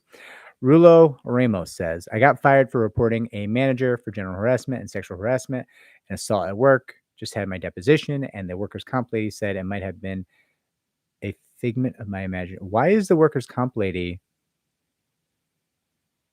You're not fighting a sexual harassment case with a workers' comp attorney, are you? I mean, workers' comp attorneys are great at workers' comp. Get an employment attorney. What, like, this concerns me. And it also, like, listen, I'm sure the sexual harassment was not a figment of your imagination. I'm confident it was not, right? And part of that's because it's my job to believe you, because so many other people don't, but also I just believe you, for real. That being said, not for nothing, under the federal law, if you have a good faith belief that you are being sexually harassed and you complain of sexual harassment, that good faith belief, even if you're not ultimately correct, which is hard to believe that you could be incorrect about being sexually harassed, but like even if I'll give you an example. If your manager yells at you every day about not wearing your OSHA certified safety gear, and you work on high voltage lines, and they really want you to wear the correct PPE so you don't get fried by the high voltage lines, right? And then you walk in one day, and finally, after 2 weeks of reprimands, you put on the PPE. And that manager says, oh my God, I love Rulo. I love seeing you in that. You look good in that outfit. Now that manager probably means not that you look hot and sexy, hot to go in the is there chaperone reference in our live stream? In the PPE, right? The PPE is not sexy. The PPE is something the manager's telling you, like, hey, I love this fact that I don't have to fire you right now because you finally did what I effing told you, right? So them saying like, oh, you look good in that PPE, it's probably not sexual harassment. We have 2 weeks of the manager yelling at you and not sexually harassing you about not wearing the PPE, right? Like, it's probably not sexual harassment, but like, you could feel sexually harassed because he said you look good in your PPE. And that could be a good faith belief. So even though maybe they ultimately prove to a jury that, hey, there was no sexual harassment here, and the jury agrees with them, it doesn't mean you couldn't have a retaliation claim. because you had a good faith belief when you made that complaint of sexual harassment, and your retaliation claim could still go forward. So this idea that your workers' comp attorney or lady, I don't know who workers' comp lady is. I assume it's your attorney, but like her saying, well, that sexual harassment might have been a figment of your imagination. All right. I mean, it wasn't, but even if it was, there's still a retaliation claim here. So how about you shut your... Take it down. Why don't we recalibrate and talk about our options going forward with respect to that retaliation claim, which sounds pretty good still. So like, enough. All right. Got a great username here. Great username. Doc Hollandaise. Like hollandaise sauce, I assume, or Doc Holiday. It's a play on words. I enjoy it. Is it retaliation if the defendants are using illegal terminology during meetings? What? For example, pursuant and retaliation.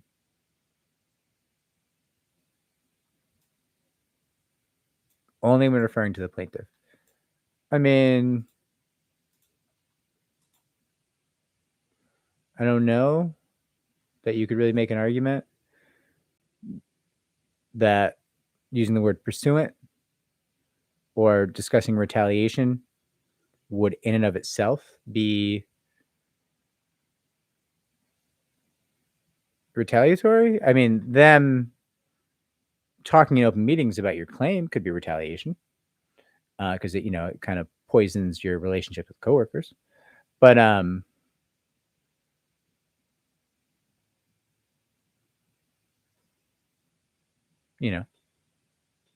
maybe I don't know. A little unclear. YouTube user Kemi is laughing. I presume at me because I said something funny. Maybe not. Rulo Ramos says, also, my termination letter says I got fired for lying and fabricating allegations. But at the depot, they said they fired me for disrespecting the HR manager. What does that mean? Okay, listen, Rulo Ramos, it sounds like you sure still have a retaliation claim. Like, I wouldn't get too downbeat about this, is what I'm saying here. Listen, I have no idea what the status of your sexual harassment claim is. I don't know enough. It sounds like you got a workers' comp attorney. That concerns me greatly because, like, maybe it's time to get an employment attorney. But it sounds like the case is viable. YouTube user Queeby. I assume that's shortened Queen Bee. I have a unique employment issue. I am a whistleblower, and I had a case against the building where I worked. My attorneys were working with the defendants, my employer's attorneys. I filed under the SEPA and was constructively discharged. My employers tricked me into settling my SEPA claim, but I never signed the release as it didn't adequately compensate me. My attorneys tricked me into settling my SEPA claim, but I never signed the release as it didn't adequately compensate me. I fired them. Now I'm trying to get the case to go to trial. Okay. You're trying to go to trial pro se? That sounds a little rough.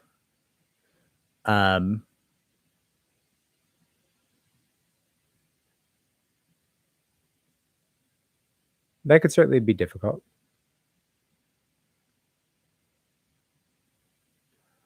Ooh, okay, we got a lot more from Queeby here. So my employer retaliated against me when I called OSHA and I got really sick in the building.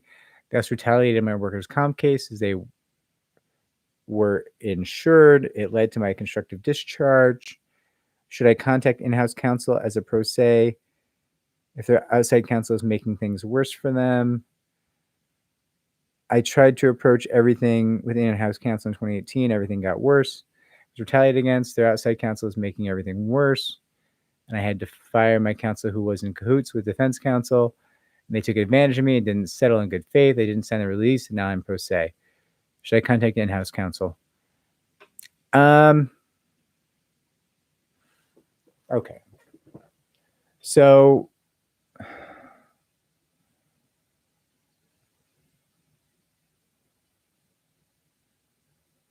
you're kind of saying your attorney's like tricked you somehow into discussing settlement terms. It sounds like that's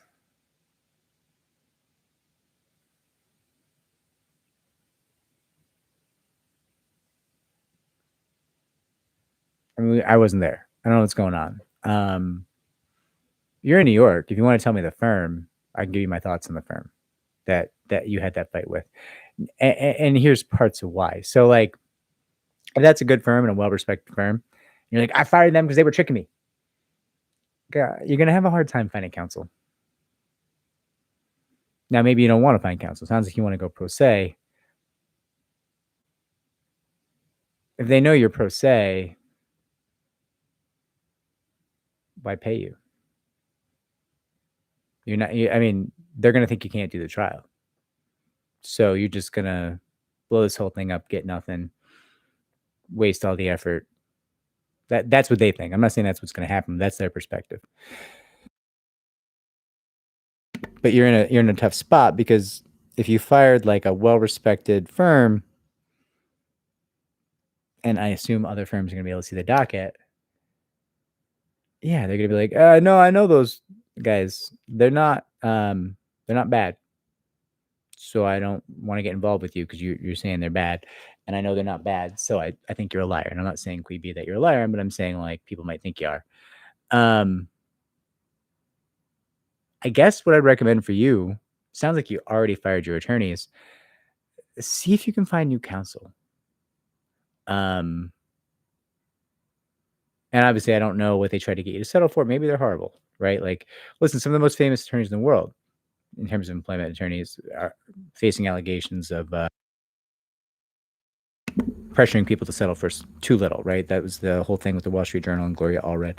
So like, I'm not saying you're wrong by any stretch. I'm not taking their side over yours. I'm just saying like there's firms like there's a lot of bad firms in New York because I think you're in New York where like if you're like, yeah, I fired this firm because they were trying to trick me, I'd be like, yeah, those guys are shit. Like,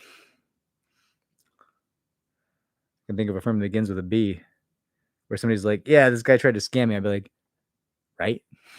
Totally. What a piece of shit. But then like people come in and like we'll be like, oh, blah blah blah, I tried to settle my case for $500,000 and I told him he's a piece of shit, he can go F himself. I'm like, I read the case and I'm like, yo, he got you 500 grand on this? My guy's a wizard. Like, well, this is not a good case. And I'm not saying you, but I'm just like, why did you not take the 500 grand? Like, you are likely going to lose. And if you don't lose, you'll win like 80. Like, how did he get them? What magic? What magic did he work to get you $500,000 on what is functionally a dumpster fire? I mean, have you watched the video of your deposition? Could are you aware that you can not scream when you talk? Did you know that you can not scream and spit when you open your mouth? Because like it appears from that deposition video that you did not know you could do that. You know, and like those are tough conversations. Maybe this is nothing. I'm sure none of this is to you, but like if you want to provide a name of the firm, at least they can tell you like, okay,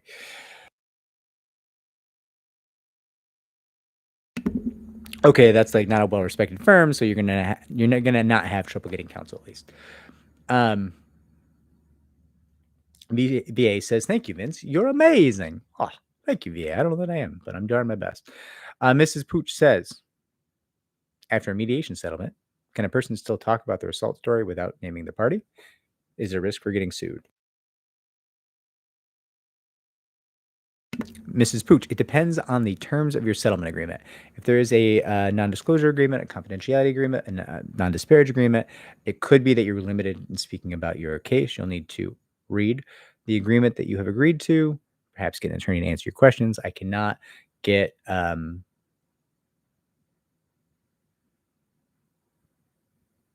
I cannot answer what your responsibilities are under an agreement I have not read. CC says, Vince, get some peahens for the ticks. They are known for being fantastic for feeding on and clearing out ticks. They're also great alert and alarm birds. So when you say peahens, do you mean, and I'm not saying that's not the right way to say it. I know a bird called a guinea hen that I suspect might be what you mean when you say peahens. I'm not familiar with peahens. I've been a little reluctant to go the peahen route because of the noise. And this is going to sound kind of silly, but like my house is like situated kind of in the barnyard, like just far enough away that I can't smell the barn, which we keep clean anyways. But like, you know what I mean? Like barns can be a little smelly, lots of animals. And, with guinea hens, they're much, much more vocal than the normal hens. And I make these videos, my window's open, just kind of chilling in like a upstairs office overseeing the barnyard. And it kind of occurred to me that like guinea hens would make a lot of noise while I'm trying to shoot videos. And that's tough. I don't know. Okay. VA says, hit the like button, everyone. Vince is doing a marathon live session today. Thank you. Thank you very much. Cedric Holding says, should I submit a recording as proof to the EEOC if I feel the company may retaliate against an employee? Okay. CC says, sorry, not PNs. I meant guinea hens. Great for tick control. That makes perfect sense. We're on the same page. I am thinking about getting guinea hens. Actually, something really sad happened today. The U.S. Postal Service mishandled our turkey order for summer of 2025. We raise turkeys for Thanksgiving every year. And we had 15 turkeys coming from this hatchery we use. Great hatchery, really amazing hatchery out of Pennsylvania, Freedom Ranger Hatchery.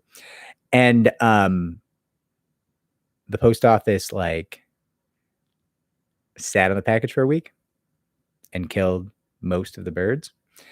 And we were calling, the hatchery was calling, everyone was calling, and the post office was basically like, hey, nobody cares about you or your dumb birds. We're like, well, you're killing living things. You're killing living things. Like you're in squarely in the breadbasket of like bad person activity right now. Like this, it's not, I'm not trying to make you more work, ma'am, but like, could you not be a murderer? So we had 6 survivors in that box. And like, you might be like, oh, it's irresponsible to buy like baby birds via the postal service. Actually, it's not. Like the postal service is like meant to do this in rural America. This is like one of the key functions of the postal service. They're normally capable of doing it. The postal service has degraded horrifically over the past, like, I don't know, half decade. And they just can't do a lot of things they used to do, like deliver medication. Like I can't, if I buy vitamins and it sounds like pills in a box, and I get it delivered to New York, nah, it's gone. If they hear pills in a package, it's gone. And I don't mean it's gone because they're like screening for like narcotics. I mean, it's gone because they're like, I like pills. Pills are fun. And they just steal your pills, right? Like that's postal service is donezo. So like very sad. These birds are dead now. And like, it doesn't hurt the farm because we're like, hey, hatchery, birds died. Like, and they're just like, oh, cool. Let me give you more birds. But it is kind of like I'm getting scared about dealing with the postal service because they were so uncaring about these living animals. And like we like, can we drive? Where are they? If you tell us where they are, we'll go get them. Like, is it within 5 hours? Like I just don't. I can't get square with you killing these birds. And they're like, they're at a facility. You can't access the facility. No. Okay. Well, can the sender? The sender will go as well. Like both our farm and the hatchery were like last year, the hatchery actually ended up going to a post office and like jumping the counter and seizing their birds back and like transporting the birds another way because they were like not moving the birds and the birds were going to be at risk. Like that's how on top of it the hatchery is. The hatchery is like really Freedom Ranger Hatchery. Can't recommend enough. Really, really great farm to deal with for baby birds, turkeys, chickens, everything. All varieties. Not all varieties, many breeds and varieties. It's just like, hey, I'm like, I'll do the work. You don't even have to like get up off your ass. Like, I just can't. I don't. You're killing living things. Like, and like, I get it. Listen, we process animals for meat, but we do that after they have amazing lives, right? Like, this is just these birds never got a shot at life, and like, Why are you being like this? And it basically was like, not my job. Ah! Oh my God. If I don't know. I mean, that's how you want to live your life, I guess. I mean, that's a way you could do it. All right, back to questions. Let me actually provide some value here. JH Coolspoon says, my question is centered around after discrimination occurred and the employee has parted with the employer, the employee has difficulty securing a new job. Seems that the employee is blacklisted. How can we track this down? How can we find someone to investigate this? Okay, JH Coolspoon, here's what we do. Hire a third-party background check company. Have them perform a background check on you in which they contact your prior employers on a recorded line and ask for a reference.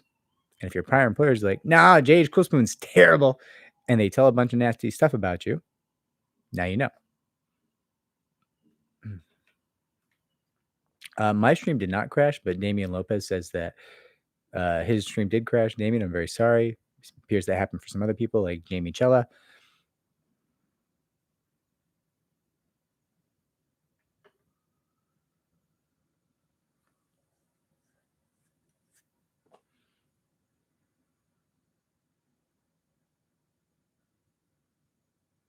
Got it. So Creepy has some follow-up here.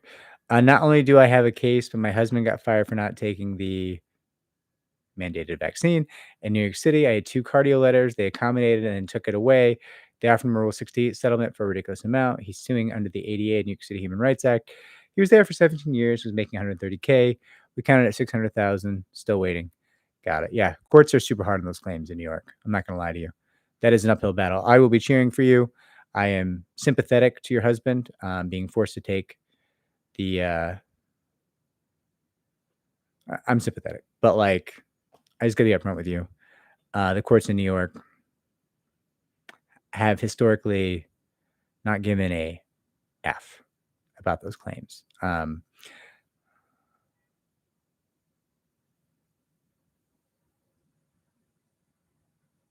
Norman de Plume says, can I say the consultation may be free, but those are auditions to be chosen and ends with no new knowledge for the litigant? That's too bad. I'm sorry you feel that way, Norma. Listen, I hope that my consultations are better than that, but that is a fair critique of our industry. The paid consultations actually give advice and guidance. It took me 9 intakes. Oh, wow. Okay. So listen, that's fair. Listen, you can not agree with me about paid consultations. I think paid consultations are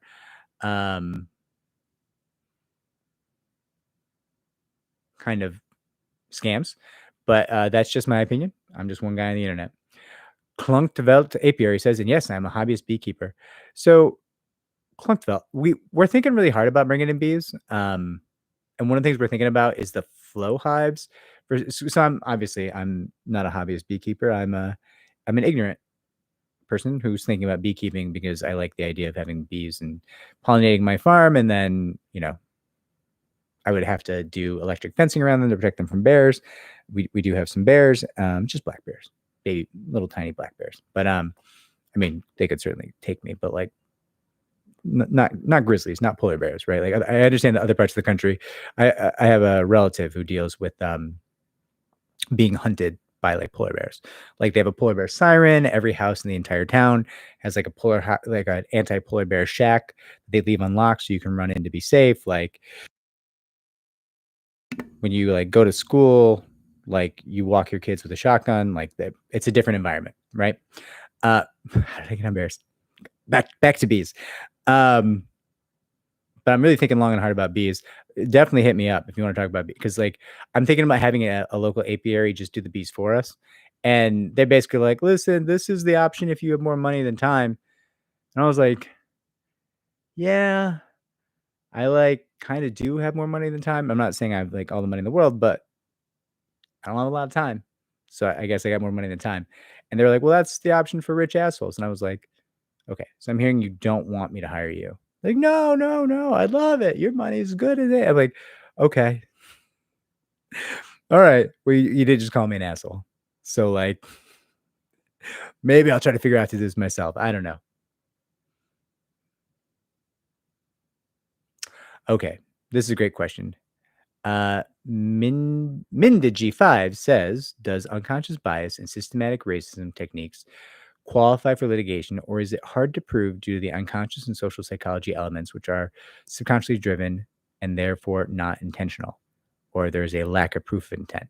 Thanks for all your altruism with your channel and having these. I don't know what to call them. Pro bono question and answer sessions. I think that's a great name. Okay.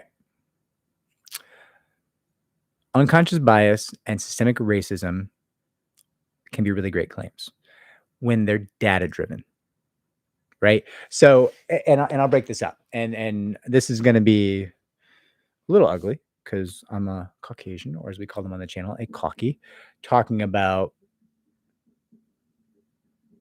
systemic racism and microaggressions, and I'm going to say some mean things about microaggressions. So, like, if you go into systemic racism, unconscious bias, these claims, you want, like, what's the promotion rate for people of this race? What's the hire and fire rate? What's the discipline rate? How many PIPs are offered for people of color versus the cockies, right? Like the data-driven systemic racism.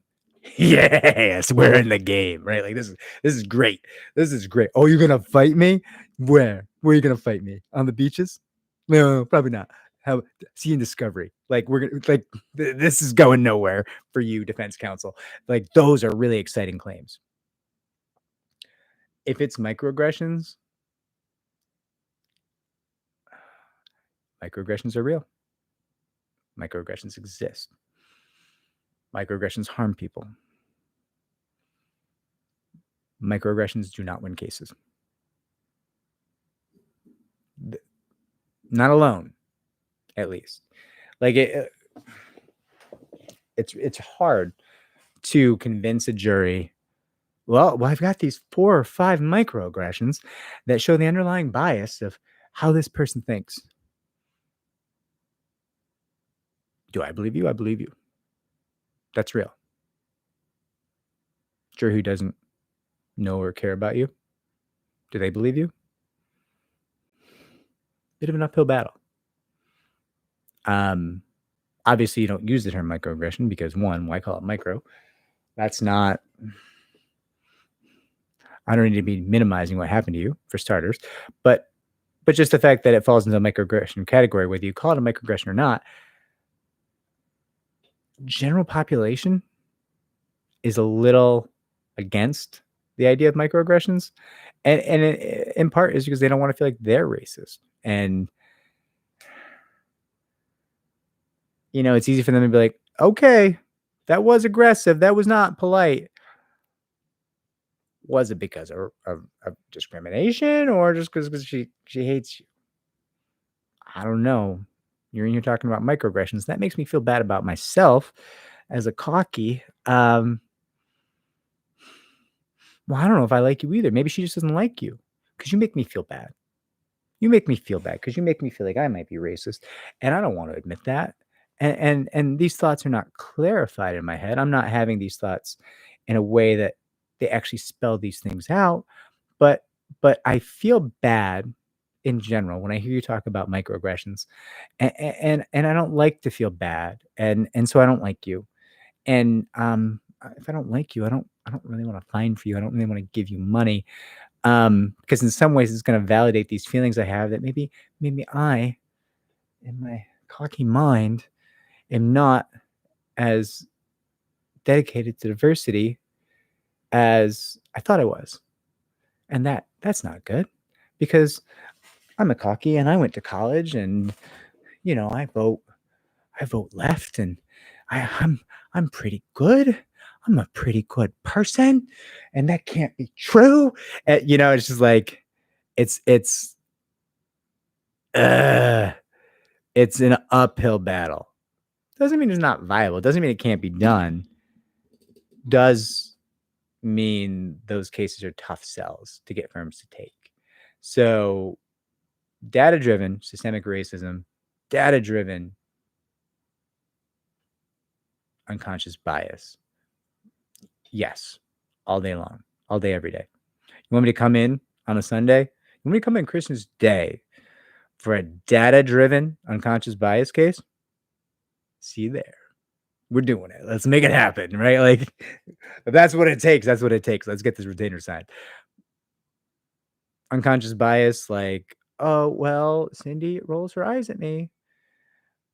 Yeah, but Cindy took Africana studies as her like white lady major in college. So the idea that Cindy is racist